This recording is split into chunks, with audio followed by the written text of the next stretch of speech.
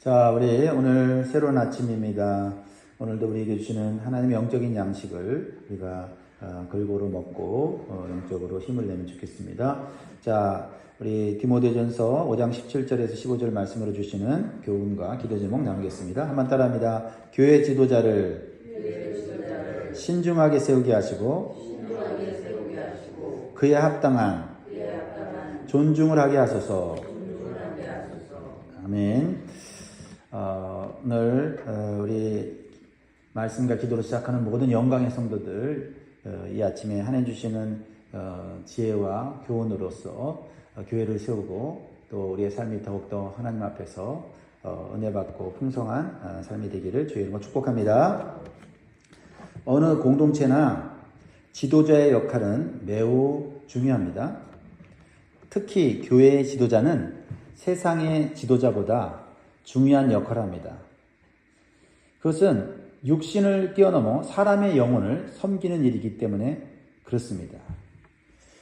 그래서 교회의 직분은요, 영적인 가치가 있고 하나님이 주신 것으로 소중하게 여겨서 섬겨야 될 직분인 것이에요. 그 직분이 크고 작고 많고 적고의 어떤 사이가 아니라 이 직분은 하나님이 주신 직분이라고 우리가 믿을 때 그 직분은 이 땅뿐만 아니라 영원한 하나님 나라에서도 하나님의 존중과 또 상급을 받을 수 있는 것이기에 여러분이 받은 직분과 직책을 끝까지 잘 감당할 수 있기를 바랍니다. 특별히 교회 지도자를 뽑을 때는 매우 신중하게 생각하고 많이 기도하고 선출을 해야 합니다. 그리고 신중하게 지도자를 선택하여 세웠으면 존중해주고 마음을 다해서 협력하고 지원해줘야 합니다. 왜냐하면 교회의 영적 성장과 성도들의 신앙에 큰 영향을 미치기 때문에 그렇습니다. 그래서 사도 바울은 이제 젊은 목회자인 디모데에게 교회의 직분자를 어떤 말씀의 원리로 세워야 하는지를 가르쳐주고 있어요. 특별히 장로 직분을 어떻게 세워야 할지를 교훈해주고 있습니다. 이 장로 직분의 세움은 모든 직분의 원리와 모델을 제시하는 것이기도 합니다. 첫 번째, 직분에 합당한 존경과 대우를 해주라는 것입니다. 17절입니다. 같이 읽습니다. 시작. 잘 다스리는 장로들은 배나 존경할 자로 알되 말씀과 가르침에 수고하는 이들에게는 더욱 그리할 것입니다. 장로는 교회 전체를 섬기는 직분이에요. 그래서 두 배나 존경해 주라는 것은 모든 직분이 다 존중받아야 하지만은 장로의 직분은 더욱 존중해 주라는 것입니다. 여기서 장로가 교회를 다스린다는 것은 성실함과 헌신과 기도로 성도들을 섬기는 것을 의미합니다. 그래서 교회를 잘 다스리는 장로는 두 배로 존중을 받아야 한다라는 것입니다. 그들의 수고와 헌신에 대해서 존경해 줌으로써 직분을 더욱 잘 감당하게 하고 그리고 교회 공동체에 유익을 가져다 준다라는 것입니다. 특별히 장로들 중에 말씀과 가르침에 수고하는 사명을 맡은 자들에게는 더욱 존중해 주라고 말씀하고 있습니다. 그 당시에는 전문적인 신학 교육을 받은 목사가 거의 없었기 때문에 장로들 중에 말씀과 가르침에 은사가 있는 장로를 그 교회에 목회자로 세웠습니다. 여러분도 아시겠지만은 말씀을 연구하고 준비해서 가르치는 일은 결코 쉬운 일이 아닙니다. 단순히 성경을 읽고 정리해서 전하는 것이 아니라 하나님과의 관계 속에서 정직하고 또한 영적으로 하나님과 깊은 관계에 있고 성령을 의지할 때 그 말씀을 잘 준비할 수가 있고 또 하나님이 원하시는 말씀을 전할 수 있기 때문에 그렇습니다. 그 말씀이 성도들의 영혼과 영적 성장에 큰 영향을 주기 때문에 그 말씀을 가르치는 목회자에게는 더욱 존중을 해주라는 것입니다. 그것은 목회자와 성도들 간의 영적인 유익을 위해서 반드시 필요하다라는 것이지요. 그래서 사도 바울은 말씀을 전문적으로 전하는 목회자에 대해서는 정신적인 지원뿐만 아니라 물질적인 지원도 함께 해주어서 효과적으로 사역을 할 것을 말씀하고 있어요. 18절 말씀입니다. 같이 읽습니다. 시작. 성경에 일러스되 곡식을 밟아 떠는 소의 입에 망을 씌우지 말라 하였고 또 일꾼이 그 삭슬 받는 것은 마땅하다 하였느니라. 이것은 사실 뭐 성경의 원리이기도 하지만은 우리 일반 사회의 자연 법칙이기도 하죠. 곡식을 밟아 떠는 소의 입에 망을 씌우지 말라.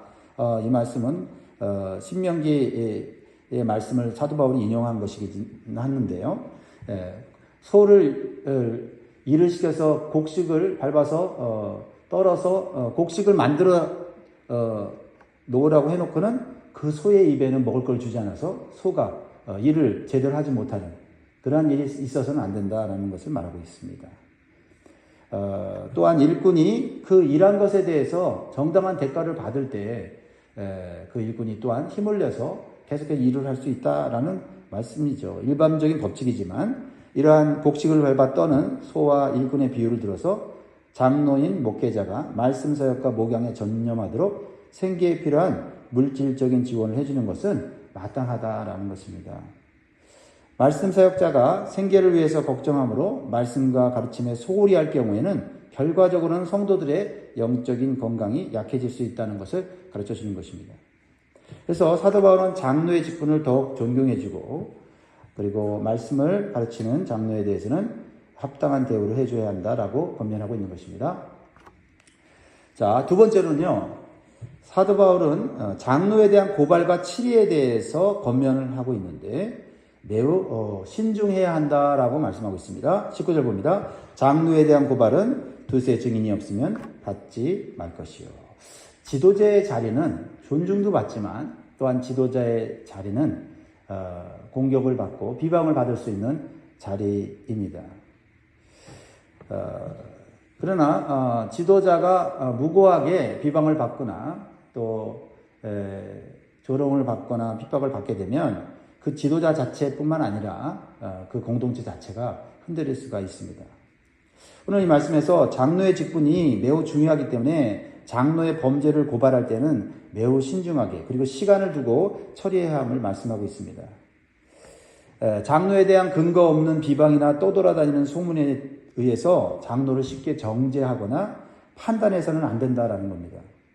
단지 주변에서 들리는 말을 가지고 경솔하게 판단하고 쉽게 정죄했다가 장로가 모함과 비방을 받은 것으로 드러날 경우에 범죄가 없는 것이 드러날 경우에는 그 개인뿐만 아니라 교회 공동체에 큰 고통을 주고 분열을 일으킬 수 있다라는 것입니다. 그래서 19절에 두세 증인이 없으면 받지 말라는 것은 신명기 율법에 나오는 말씀의 원칙으로서 장로가 범죄했다는 분명한 증거를 가진 증인들이 직접 말하지 않는다면 시간을 두고서 주님께 주신 성경적인 원칙을 따라서 조사해서 처리해야 한다라는 것입니다. 그것은 장로 개인의 명예뿐만 아니고 그 교회 전체의 분열과 갈등을 막기 위한 신중한 그러한 처리 방법이라는 것을 우리 주님께서 말씀하셨습니다.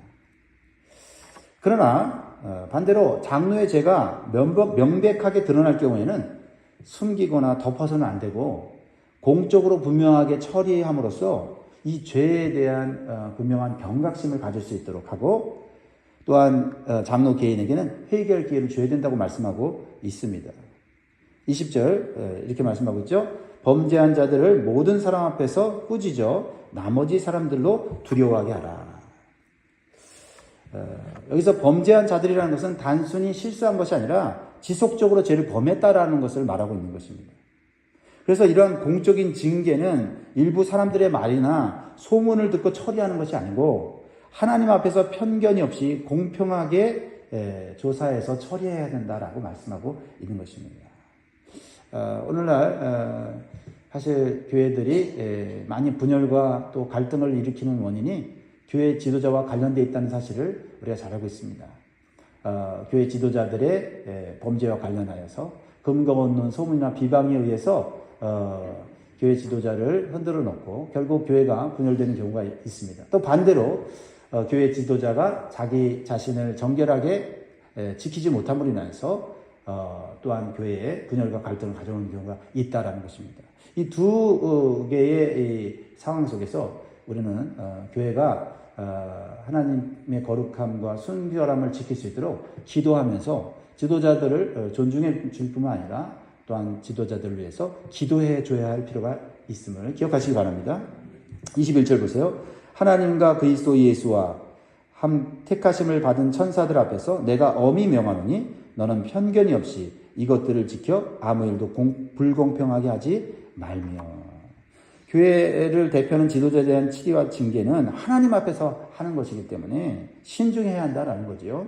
경솔하게 해서도 안 되고 확실한 증거를 가지고 공정하고 분명하게 처리함으로써 교회 공동체를 죄로부터 또 갈등으로부터 지키고 순결하게 하나님이 원하시는 교회를 세워갈 수 있음을 기억하시기 바랍니다.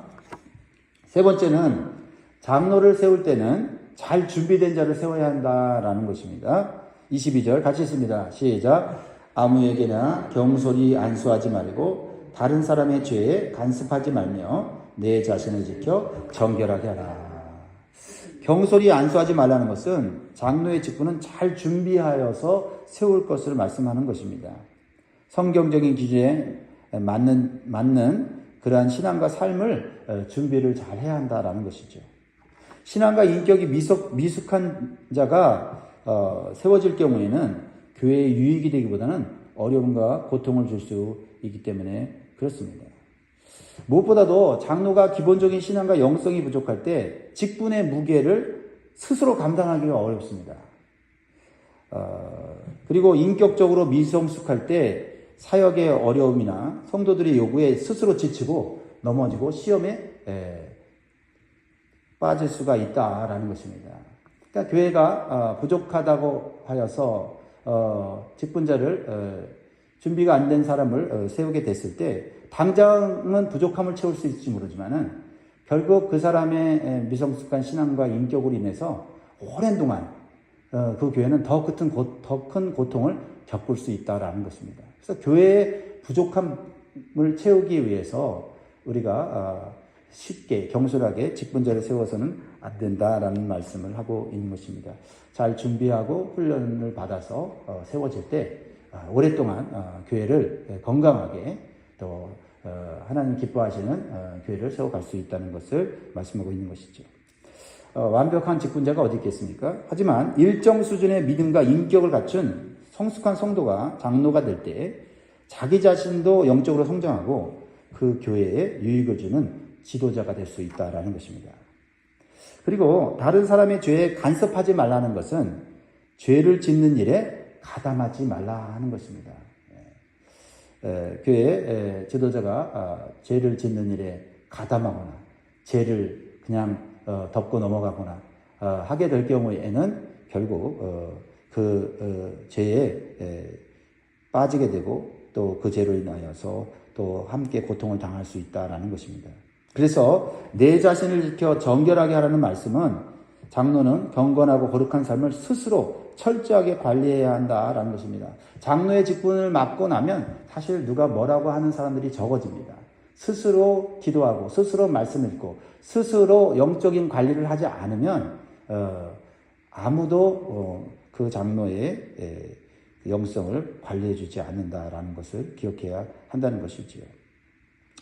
그렇습니다.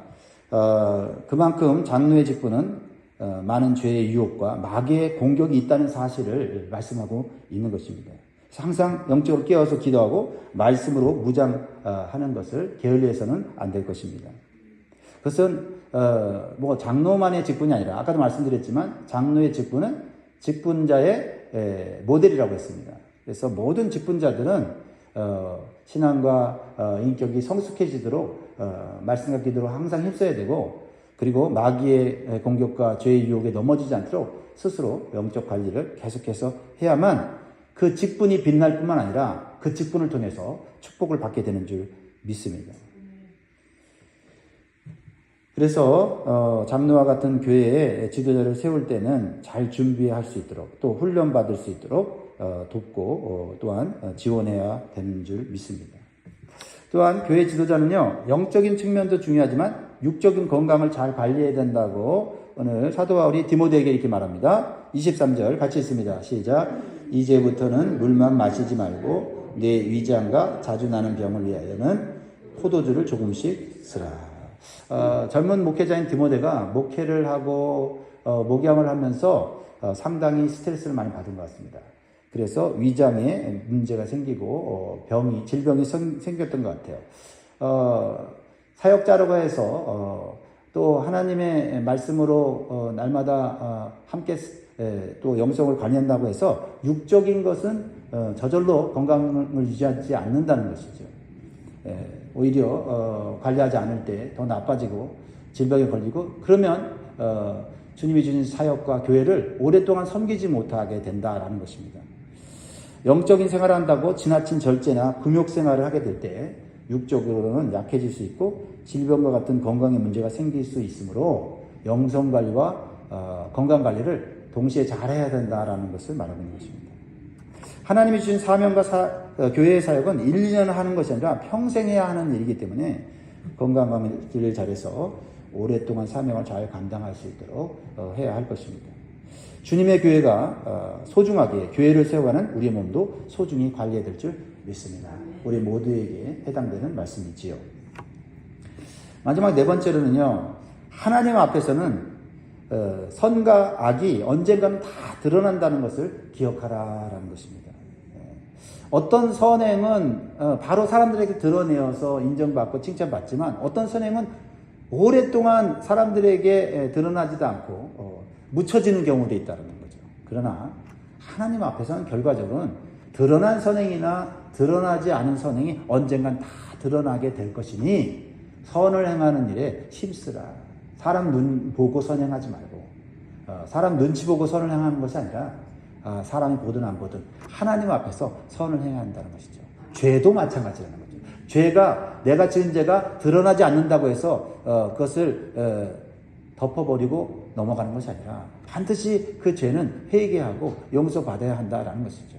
덮어지고 또한 밝혀지지 않은 것도 언젠가는 드러나게 될 것이다라는 말씀이에요. 24절 25절 말씀 같이 읽습니다. 시작.